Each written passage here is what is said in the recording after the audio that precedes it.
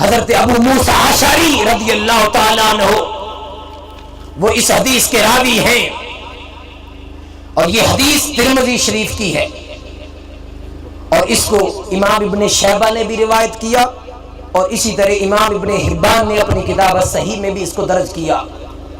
وہ فرماتے ہیں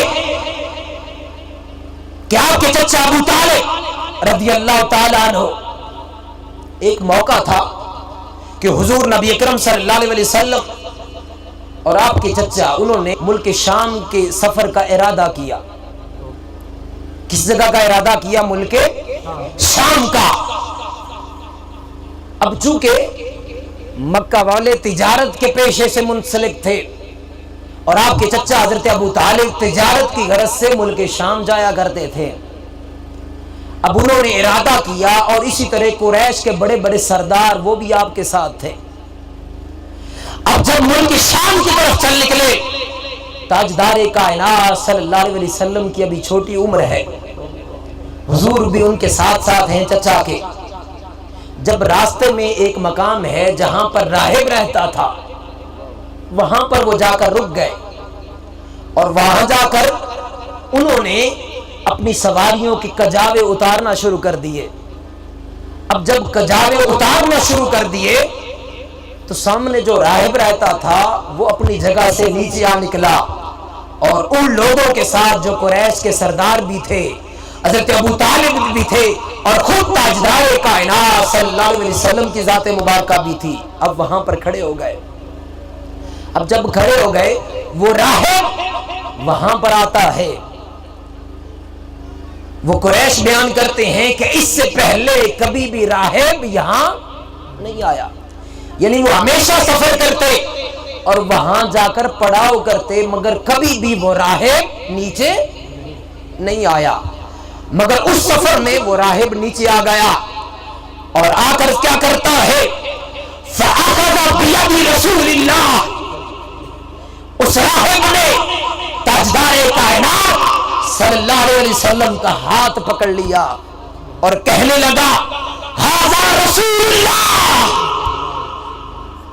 ھذا رسول اللہ، یہ اللہ کے رسول ہیں، ھذا رسول رب العالمین، یہ اس رب العالمین کے رسول ہیں، یبعثہ اللہ، اللہ ان کو مبعوث کرے گا، ان کو نبی بنائے گا۔ اب وہ راہب حضور کو دیکھ کر حضور کے دستے مبارک پکڑ کر یوں بولتا ہے۔ اس پر وہ قریش کے رؤساء وہ پوچھتے ہیں کہ راہب تمہیں یہ کیسے پتا کہ یہ اللہ کے نبی ہیں، اللہ کے برگزیدہ ہیں؟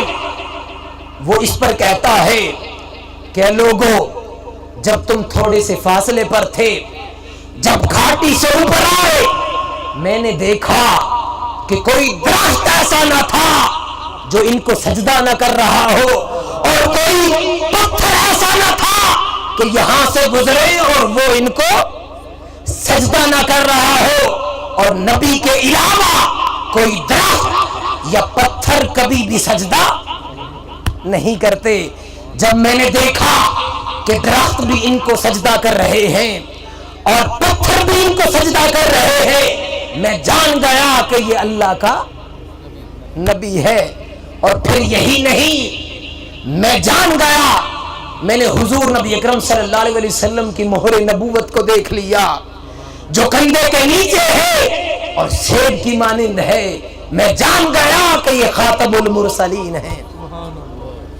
پھر راہب نے واپس پلٹا اپنی جگہ پر، اس نے ان مہمانوں کے لیے کھانا تیار کروایا۔ اب جب کھانا تیار کر کے وہ نیچے آتا ہے، اس وقت تاجدار کائنات صلی اللہ علیہ وسلم قافلے والوں کے پاس چلے جاتے ہیں جہاں پر اونٹ ہوتے ہیں۔ وہ آ کر کہتا ہے کہ حضرت محمد صلی اللہ علیہ وسلم کو بھی بلا لیجئے۔ چنانچہ حضور نبی اکرم صلی اللہ علیہ وسلم کو جب وہ دیکھتا ہے، کیا دیکھتا ہے کہ حضور چل رہے ہیں اور اوپر بادل سایہ کر رہا ہے۔ حضور چلتے ہیں، اوپر دھوپ ہے، مگر خدا کی عزت کی قسم جہاں حضور چلتے ہیں جیسے صاحبان اور چھتری کی طرح بادل حضور پر سایہ کر رہا ہے۔ وہ کہتا ہے کہ دیکھ لو یہ اللہ کا نبی ہے کہ بادل ان پر سایہ فگن ہے. اور پھر جب حضور واپس تشریف لاتے ہیں، واپس آنے سے پہلے جتنی چھاؤں ہوتی درخت کی اس کے نیچے سارے لوگ کھڑے ہو جاتے ہیں. اب اگر آپ سفر کر رہے ہوں، راستے میں کوئی درخت ہو اور اس کا تھوڑا سایہ ہو، اگر سارے لوگ وہاں کھڑے ہو جائیں گے تو اس کے بعد آنے والا بندہ کیا سائے میں کھڑا ہو سکتا ہے؟